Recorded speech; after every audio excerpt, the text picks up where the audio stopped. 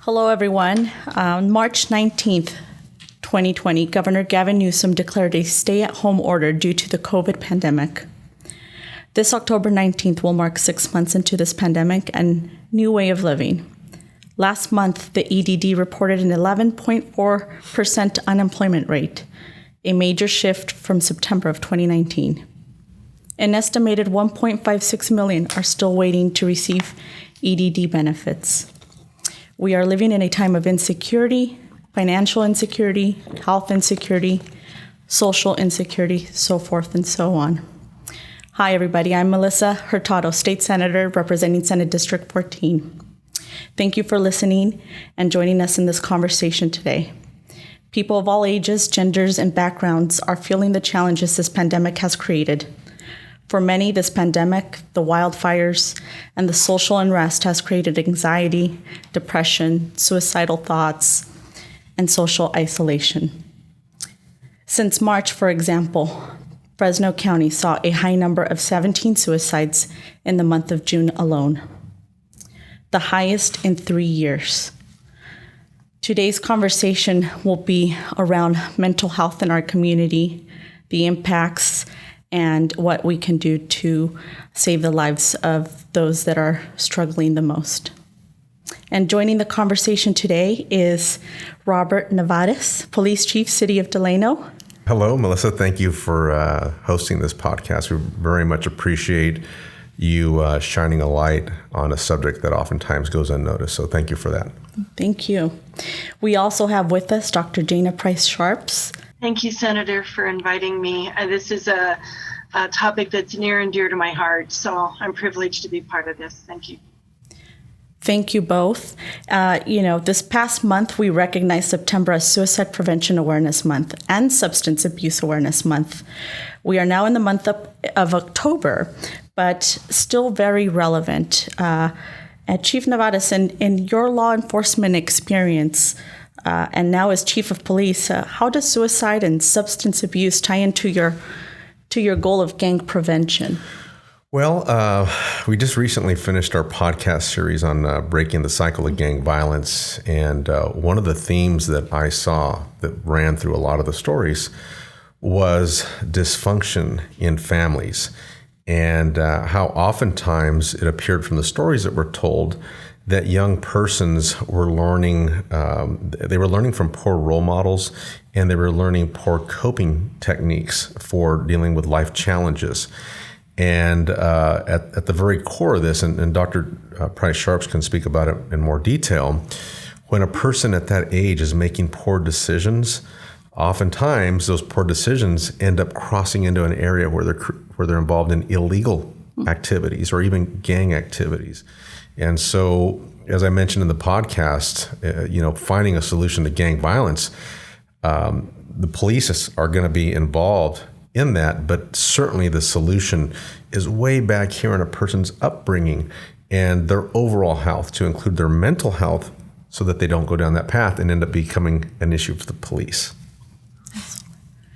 And Dr. Price-Sharps, can you tell me a little bit about how this all ties in together? Absolutely. As the chief mentioned, people learn their coping strategies from their family systems. And so if their families are struggling with coping with stress, then the kids are going to have a problem coping with stress. The same with decision making. So if you have a lot of chaos in the home, and now you put all the societal chaos on top of that, the fears, the pandemic, the isolation, and that's why we're seeing, the increases in suicide, increase in mental health issues. And also we're seeing a lot of divorces, so that means now we have kids that have parents that are at odds with each other, and major shifts in the home. So helping people to understand that there are some very basic coping strategies that they can use, but they have to be taught those strategies. So I'm so excited that we're talking about mental health, because so much of mental health is there are other ways of living through this rather than suffering as much as some people are right now. Absolutely. And Chief, what type of stressors would you say that you've seen in your experience right now as a as a chief in your role out in the community, and what would you like to share with the community members? Well, I think it's important for me to talk a little bit about some of the challenges that I went through in my career. When I first met Dr. Price-Sharps about, my gosh, Jana, I think it's been like 18 years ago now. 20 years ago. I had just gone through a real difficult part of my life where I wasn't handling life in a very healthy manner. By all exterior appearances, I had life well under control, but my life was actually falling apart on the inside. And fortunately, I won't go into that much depth right now. I don't know if we have enough time for that, but I found my way out. And I had to learn some effective coping skills. And that's where I met Jana, and we formed a partnership, and we started going across the country lecturing on police stress. And when I talk about police stress, really the stress that I was going through, I saw it through the lens of a police officer, but really the lens of a police officer isn't that much different than a teacher or a principal or maybe a doctor or a nurse. People that are in positions where they feel like they have to have life under control and they can't reach out for help. And what I found out is that I had some really poor belief patterns in my mind where I really thought that I should be able to handle anything in life without reaching out. And what I found is that's simply not the case. And so fortunately now I look back, and it's important to share with people that no matter what your line of work is, it's okay to admit that you're struggling. It's okay to reach out for help, because none of us were meant to handle what we're dealing with by ourselves. And so for me, that's what's been really important, and for me to share with the community, because if it could happen to a police chief, it could happen to you. And there's no shame in asking for help. None. Thank you for sharing that, Chief. And I know that in my role, in my capacity as state senator, very much like you, we have to be in a position of control, right? And that right. Everything is okay. And, one of the challenges on my end over the last couple of months is that there's chaos, right? And it's something that is not unique just to me. It's unique to everybody. We're all going through this time that no one really expected, and we're trying to cope with it. Right. And when I talk to community members, I tell them of those struggles that I face, and the stress of having to deal with all the stressors, right? Right. And telling them that it's okay to feel that way. At least that's what I tell them. But they have to communicate it, right? And it's okay to communicate and not to be afraid of that. I think it's personally, from my point of view, it's a little bit healthy, and I'm not afraid to share that. Yeah. And I think it's important, because really we're all in this together, and we're human. And we're human, absolutely. Right? We're just people, and I can just speak about from a cultural perspective. I'm raised by a Mexican father, and he'd always tell me as a little boy, "Aguántate," right? Suck it up. Mm-hmm. And so those voices from our upbringing, as Jana pointed out, is what we learn and we behave as adults. And so when I was going through my challenges, 20 years ago, the voice that was popping up in my head was, "Aguántate." Don't. And then on top of that, I got this police culture where you can't dare share that something's going on, because they'll take your gun from you.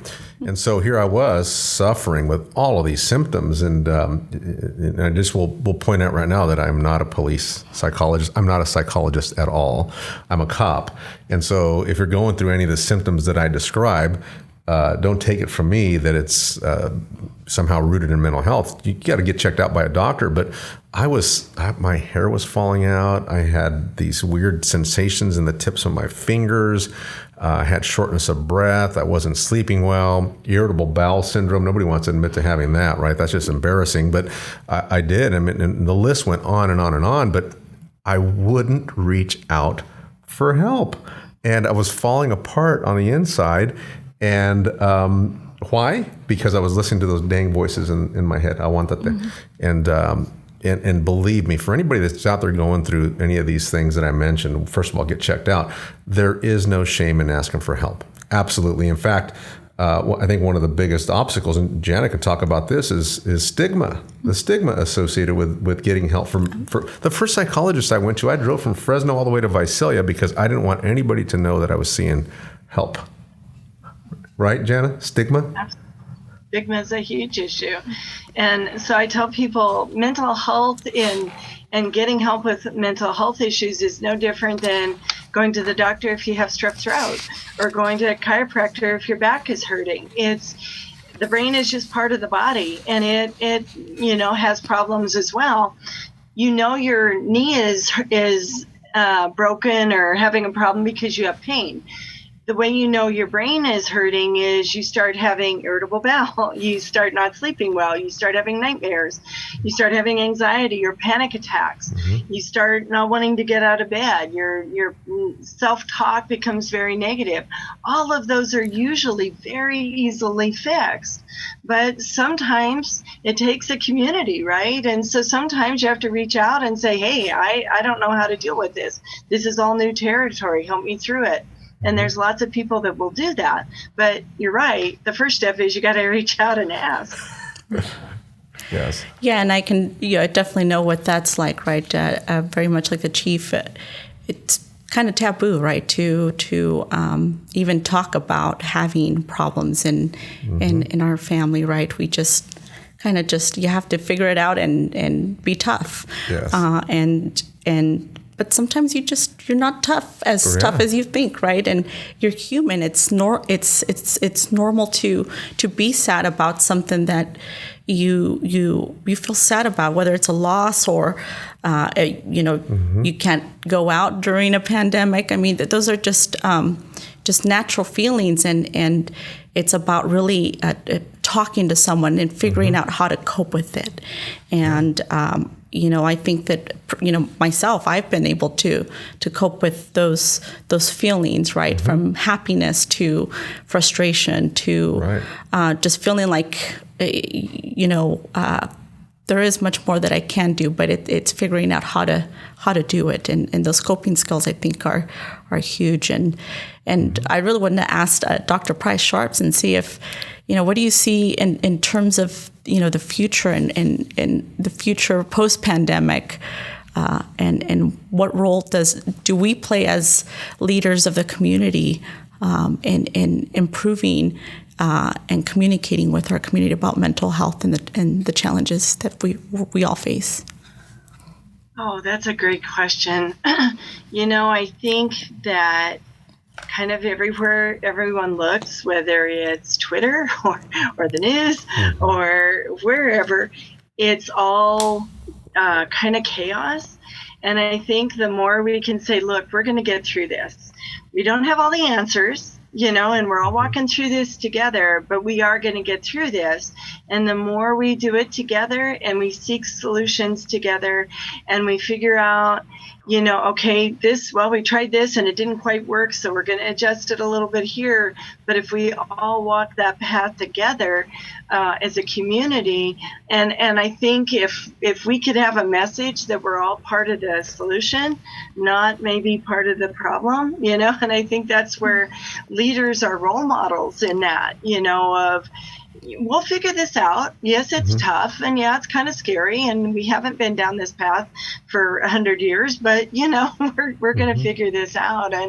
And I think that's why the podcasts like this are so important, because both of you are tremendous leaders in your own right, and for people to hear from you that that you've got their back and that you care about them and that you are going to continue to figure out solutions. I think that's so important, because I think we're going to see, as we start putting kids back in school, the last 6 months has been really tough on kids, and so kids are starting to get anxiety disorders and fears about being close to people and some depression and suicidal ideation, and so the teachers are going to have their hands full as they go back into the school at some point soon, and so I think if we can get the message out that there is hope, this will pass, we will get through this, and somehow we will be okay, but walk with us and as we go through this process. I don't know if that answered your question. It sure did. Thank you. And what message would you say, or would you give to, our, law enforcement community? Because they're also going through a lot, and we understand and appreciate all the work that they do, and they're in the front lines of COVID, this pandemic, and there's a lot out there. And what message would you send to them? That's a good question. I have a special place in my heart, as you know, for my law enforcement folks. And they're hurting. They're scared and they're hurting right now. And they feel very disenfranchised. And I keep telling them, you have a lot of backing. It's just you're not hearing the backing. Some of the people that are a little bit louder may not be backing you so much, but there's a lot of people that love and care about you. And so don't get angry, because if you get angry, then you're going to go out, and that's going to change how you respond to a citizen. And then the citizen is going to go, well, all those naysayers are right. And then it becomes more of the problem. And so I try and tell my cops, stay centered, realize that the majority of people really do care about law enforcement. They don't quite understand your job. They don't quite understand what you do, but they do. When they're in trouble, they call you. So just realize that you're the voice of hope. In a very kind of interesting way. You're the voice of, there is somebody out there that will protect you and come when you are in your worst crisis of your life. So helping them to understand that they're not alone, and that there are people that very much care about them. So a lot of people, and thank you so much for that message. Chief, would you like to add to that? Well, yeah, it has been a challenging time, and I've been doing this for 34 years now, and I'd be the first to admit to you that there are occasions where officers make mistakes. I know that. I was in charge of discipline at Fresno PD for 11 years, and so I know that officers make mistakes. However, by and large, the majority of officers that are out there in the field are doing their best every day. But we're human and we make mistakes. And so when those mistakes happen, we have to address them as a profession. And in cases where there's people that are not worthy of wearing the badge, then they should no longer be wearing the badge. I believe that. There's nobody that hates a bad cop more than a good cop, because they will undo all of the great work that we do. And but like I said, most officers are out there doing a great job. I try not to get like Jana said. I do remember that most people out there are supportive of us, but at the same time, I acknowledge that there's improvement in my profession. There's things that we need to do better. I get that, and I hear that message, and I'm dedicated to making sure that we do improve. And can you speak a little bit about communicating to the community about some of the things that your department has done out in the community that's been different from, just previous administrations? Well, I was fortunate when I came here. I inherited a lot of great cops that were dedicated to building that relationship of trust, because without a doubt, trust is the most important thing that has to exist between the police department and the community. Without it, you won't accomplish anything. With it, you can accomplish so much.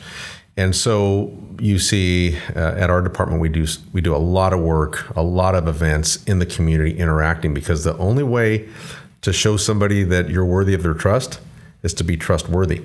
And that's done in person.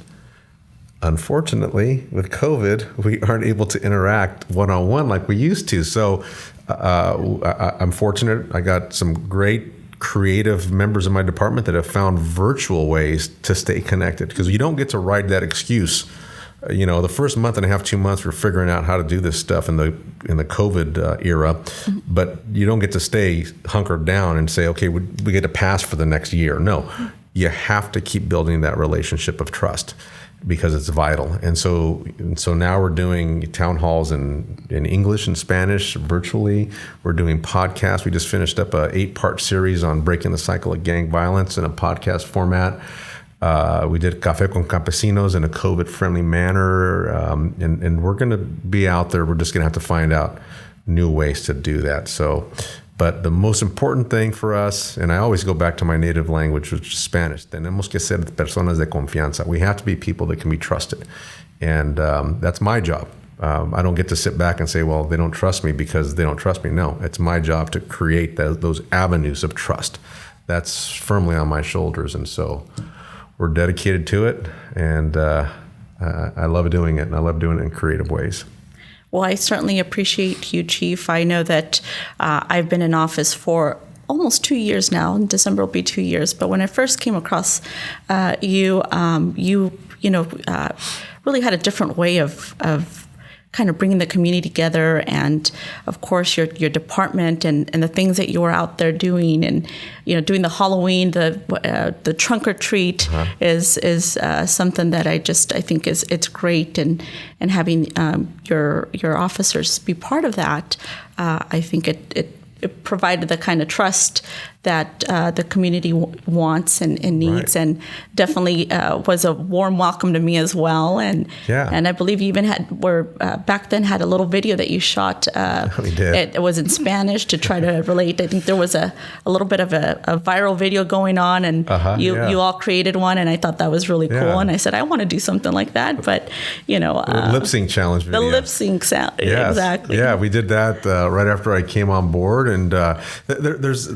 Okay, so the things that we do with a community, there's two major benefits. One is we show people in the community that we're worthy of trust. That's one.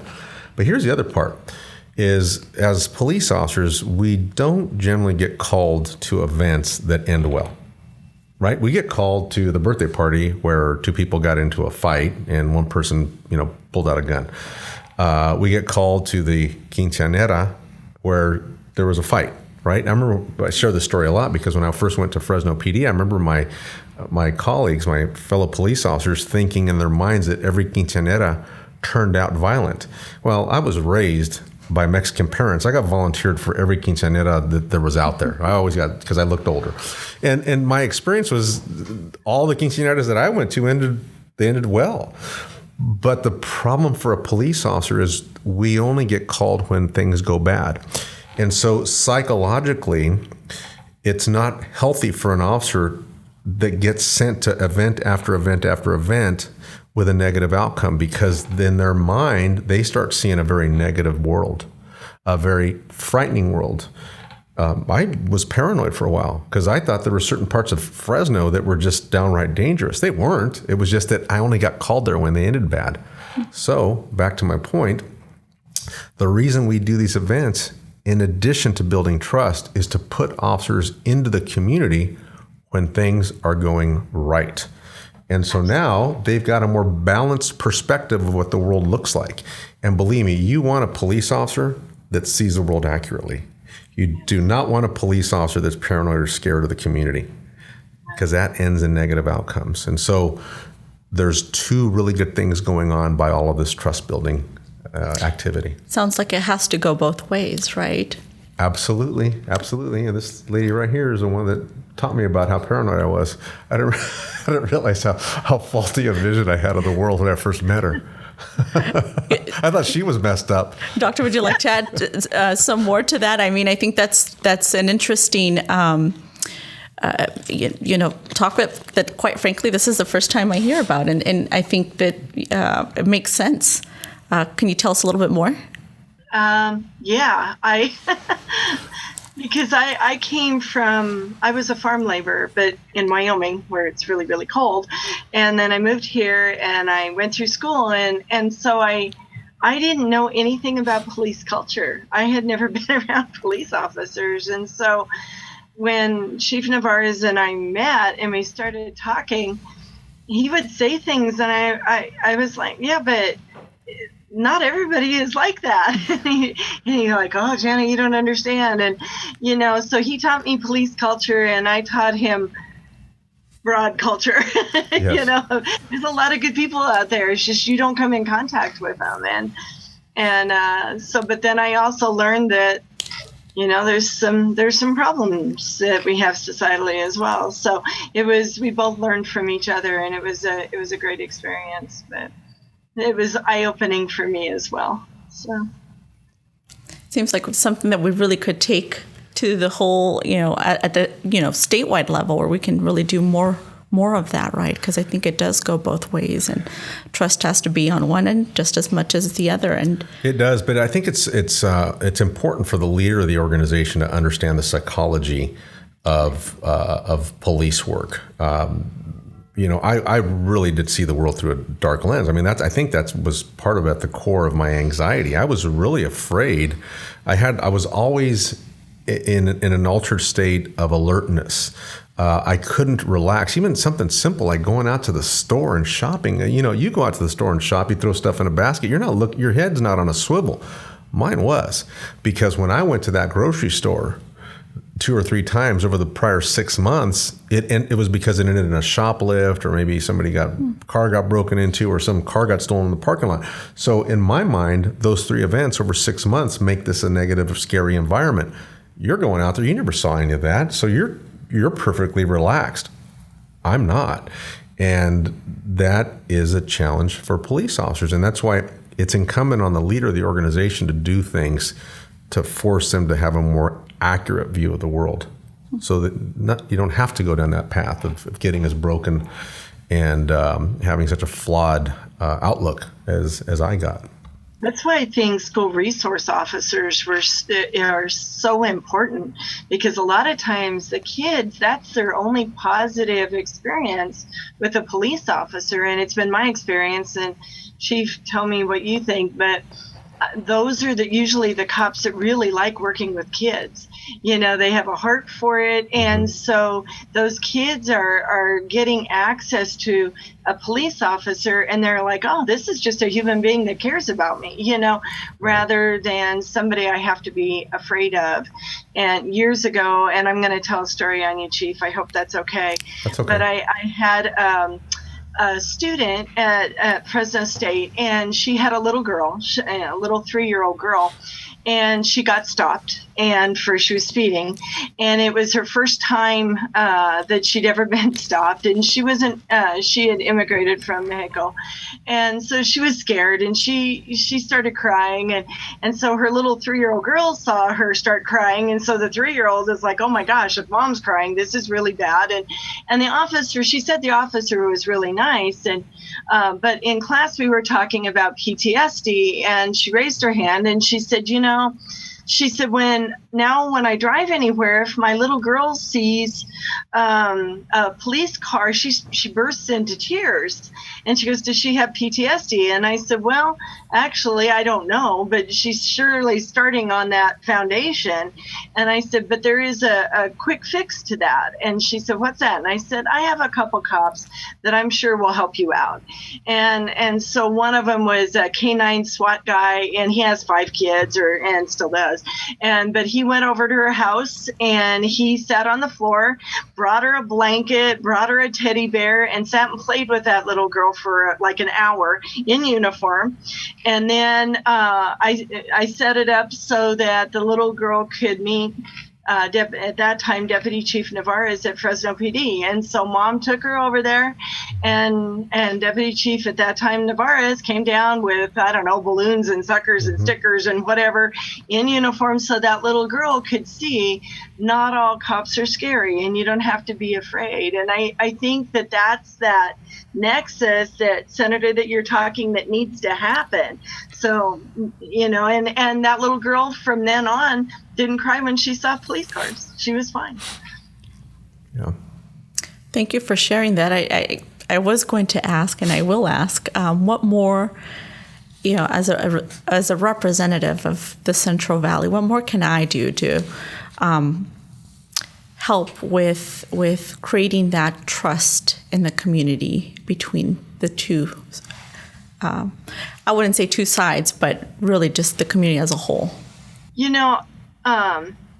He's retired now, but one of the best things that I've ever seen anybody do his name's Daryl McAllister, and he was the chief of Union City.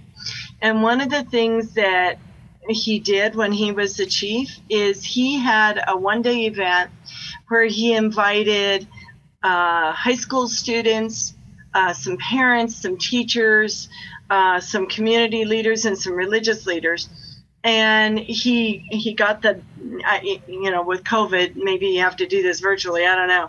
But he hosted this event, and in the morning, he put people at a table so that all the cops weren't sitting together, right?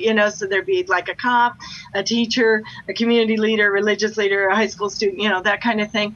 And he asked them, what are the 10 biggest problems that you see in our community today?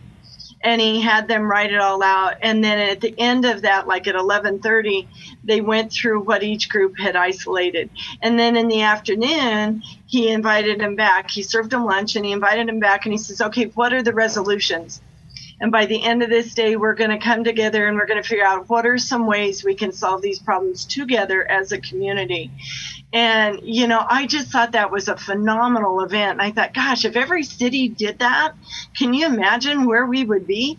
Because people have a voice, number one, but they also just start communicating and breaking down. And just like what you're talking about, Chief, the cops start seeing people as just people, and the people just see cops as people, and it worked out really well. And so, things like that where you get people talking, get them, not yelling at each other, not threatening each other, just having a conversation, coming around to the same side of the table and say, okay, what are the problems? What can we do to be part of the solution? How can we work together to be part of the solution? And anyway, I just thought what he did was phenomenal. And I've always wanted to say that to somebody. And so thank you for giving me the opportunity. No, and thank you for joining us on this podcast. I think it's really important to communicate. And I think what I've learned today is that we're all human, we're all people, and we all have fears well within us, and how we address them is, sometimes it may require help and support from someone else, and that it's important to do that if you feel you need it, and that there's nothing wrong that if you do, but just I think at the end of the day we're a community of people that we're trying to just figure out our way and our role in life and in society, and there's a lot of challenges that come along the way, but we will overcome those challenges. That's right. Yep. Chief, would you like to add anything? Well, I just wanted to list some strategies that really were helpful for me as I wrap up. Just remember, whatever you're going through, look at your beliefs, and if somehow you've gotten to the place where you think you're something different than a human, analyze that. I thought I was different than a human, and that I had these superpowers. And the fact of the matter is, I'm just a person, like you pointed out, and it's okay to ask for help. Always take care of yourself first. Moms, teachers, police, fire. We have a tendency to take care of other people before ourselves. If you're not healthy, you're not going to be able to care for somebody else. So take care of yourself first and foremost. Slow down. I have to remind myself of that every day. Faster is not always better. Slow down. Take time to breathe. In fact, right about 2 hours ago, I have a yoga mat. I sat in there and I have this app. It's called the Calm app. And I just did nothing but for 5 minutes and just meditated. And it's amazing how much clarity you get when you slow down this mind that always wants to be doing something. You got to slow down. And in doing that, you really are more effective. Answers come a lot easier. And then let it go. Those things that you don't have control over, let them go. And there's a lot of it right now with social media. I teach stress management classes. I've taught them with Jana. And about a year ago, I started developing heart palpitations again. I went to the doctor and he says, your heart looks fine. And I thought, my goodness, what the heck have I been doing lately? I'm spending incredible amounts of times on social media, and my heart rate's up because in my mind thinks I'm really living through this crisis. I'm not. I'm reading about it. Let it go. Those things that don't belong, you don't have any control over. Don't tie yourself up in negativity. Delete the apps. I'm not a downer on Facebook. I deleted my Facebook account though. It was just filled with too much negativity. And the truth of the matter is the people that mattered most were right in front of me, not on social media. So watch how much time you spend focusing on things that you have no control over. If you want to feel anxious and depressed, spend your time there. I choose not to do that anymore. And so anyway, those are some takeaways from me that have helped me. You know, I think that right now, I mean, I'm up in the mountains. We have a lot of smoke, so I'm having a hard time talking, and I'm isolated, and I'm used to being in classrooms. And so there's nothing worse than a depressed shrink. So I really spend a lot of time trying to make sure that my mental health stays on point. And so a couple of things I do meditate, but I also listen to upbeat podcasts. I listen to upbeat music. I watch funny stuff on TV. I don't watch current stuff. I go back to old sitcoms that I grew up with that are stupid and funny. I really pay attention to what goes into my mind right now. And I do have a Facebook presence, but it's because I post a lot of just happy stuff on Facebook. I can't tell you how many cops, they may not like it, but then they message me and say, thank you for posting all the flowers. I really like flowers, but they're guys, so they're not gonna say anything on Facebook, but I just post happy stuff, and it's amazing how hungry people are for happy stuff. And Zig Ziglar, my favorite motivational speaker, said, be careful what you put into your mind. And so right now, I think with all the stressors, that would be the biggest thing I tell people is be careful what you're putting into your mind. Make sure that you're pouring clear water into that brain, which may be spiritual, it may be music, it may be comedy, whatever, but make sure it's positive. Thank you. Yeah, I know I didn't really talk a lot about what I do when I'm stressed out, and I'll just add that right now. But when I'm stressed out, I typically go out and go for a little bit of a drive and listen to music, a little bit of Moonlight Sonata or anything really that just, music overall, I think it just heals my soul. Whatever comes on, I'm happy about it. I love to dance. Those that know me very well know that that I like to dance. Dance is therapy for me. I like to do it, and I think that's kind of the downside of COVID is that I feel that there's limited opportunities to be at a farmer's market and just grab your loved one and do some dancing. So that's made it a little bit more challenging, but music overall I think just really helps me heal. The other thing that I like to do is read. I like to read philosophy and just kind of do a little bit more of self-understanding. Like, why do I feel this way? I know there's this one book, I always talk to everyone about it, and it's called The 40 Rules of Love. And so it's it's the story between the encounter of Shams of Tabriz and Rumi. Rumi being the greatest love poet of history, and he's also the bestseller of here in the U.S. From my understanding, and he's based out of the 13th century. And so the one of the first things in the book that it says is like that the 21st century is not that different from the 13th century. The challenges that people face then are challenges that we face now. The 40 Rules of Love is not so much about romance. It's about loving, period. Loving those that don't like you, that don't agree with you, loving those that love you as well, but more importantly, loving yourself. As the chief said, you really have to prioritize yourself, and I think that's when you're in a position of helping others and caring about others, it's very easy to forget about yourself. But if you want to help others, you have to really take care of yourself first. And that's something that I've had to learn over, the last 3 years, is that I love my job. I love representing the people that I do, but I have to love myself to be able to do good things for the people that I care about so much. Right. And that means that you have to be healthy. And if you go too fast, you become unhealthy. So that's a balance that I still need to work on. But doing these things that I've learned that I appreciate and value and love, that I have to continue to do them to be healthy, to continue to do the work of that I appreciate so much, and that's representing the people of this region. That's right. That's right. Mm-hmm.